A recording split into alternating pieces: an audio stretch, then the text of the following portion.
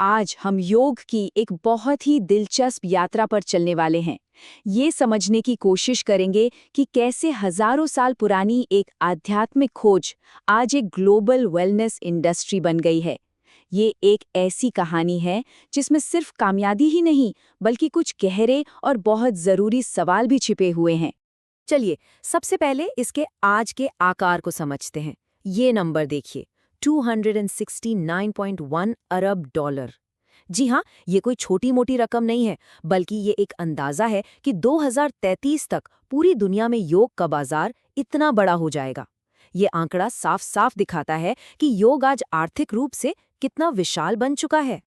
और इस बाजार में है कौन लोग। ये चार्ट हमें आज के योग अभ्यास करने वालों की एक झलक देता है। आप देखिए, आज दुनिया भर में लगभग 72% योग अभ्यासी महिलाएं हैं।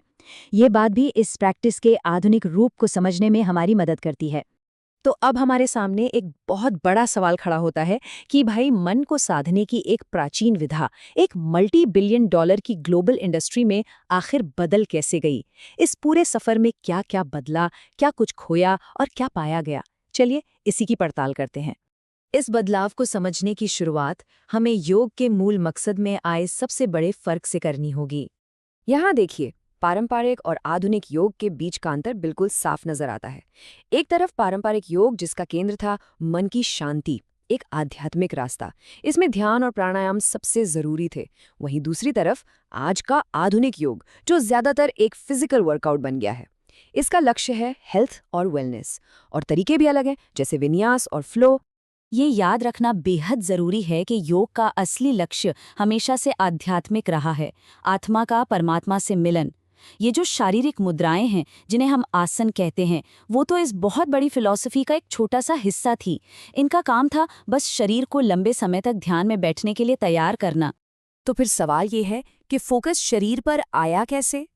असल में इसकी कहानी योग की पश्चिम तक की यात्रा में छिपी है, कि कैसे ये प्राचीन ज्ञान भारत से निकलकर पूरी दुनिया में फैला। देखिए, पश्चिम में योग का सफर कई पड़ावों से गुजरा। इसकी पहले बड़ी दस्तक 1893 में सुनाई दी, जब स्वामी विवेकानंद ने शिकागो में योग दर्शन से दुनिया का परिचय करवाया। फिर 1930 के दशक में आए टी कृष्णमाचार्य, जिन्हें आधुनिक योग का पिता भी कहा जाता है। उन्होंने हठ योग को वेस्टर्न जिम्नास्टिक के साथ मिलाकर एक नया रूप दिया। 1946 में परमहंस योगानंद की किताब एक योगी की आत्मकथा ने तो लाखों लोगों को प्रेरित किया। और 1960 के दशक में जब बीटल्स ने ट्रांसेंडेंटल मेडिटेशन में रुचि दिखाई, तो योग पश्चिम में एक कल्चरल वेव बन गया। इस बदलाव के पीछे कुछ बहुत अहम गुरुओं का हाथ था, जैसे योगेंद्र, जो 1919 में ही हठ योग को अमेरिका ले गए। टी कृष्णमाचार्य ने इसे फिजिकल कल्चर से जोड़ा। फिर उनके शिष्य BKS अयंगर ने आसनों में परफेक्शन और प्रॉप्स के इस्तेमाल पर जोर दिया। और के पट्टा भी, जो इसने एक डायनामिक और काफी चैलेंजिंग अष्टांग स्टाइल बनाया। असल में इन्हीं गुरुओं ने योग के फिजिकल पहलू को तराशा और उसे दुनिया के लिए ज्यादा आसान बनाया। और बस इसी आसानी ने आधुनिक योग के उस विस्फोट की नींव रख दी, जिसने इसे एक आध्यात्मिक प्रैक्टिस से एक ग्लोबल कमोडिटी में बदल दिया। इसकी लोकप्रियता के पीछे कई वजहें थीं। पहली, लोगों में हेल्थ बेनिफिट्स को लेकर जागरूकता बढ़ी। दूसरी, सेलिब्रिटीज और सोशल मीडिया ने इसे एक कूल लाइफस्टाइल बना दिया। तीसरी वजह, ऑनलाइन ऐप्स और प्लेटफॉर्म्स, जिनकी वजह से घर बैठे योग करना मुमकिन हो गया। और चौथी, कॉर्पोरेट वर्ल्ड ने भी इसे एम्प्लॉय वेलनेस के लिए अपना लिया। इन सब ने मिलकर योग को घर घर तक पहुंचा दिया। और एक दिलचस्प बात यह है कि योग भले ही ग्लोबल हो गया है, लेकिन आज भी इसका सबसे बड़ा बाजार, इसका जन्मस्थान यानी एशिया पैसिफिक रीजन ही है। यहाँ इसकी हिस्सेदारी 37% से भी ज्यादा है। इसके बाद जाकर कहीं नॉर्थ अमेरिका और यूरोप का नंबर आता है। योग की इस ग्लोबल सक्सेस ने एक बहुत जरूरी और हाँ, थोड़ी सी मुश्किल बहस को भी जन्म दिया है, प्रामाणिकता बनाम सुलभता की बहस।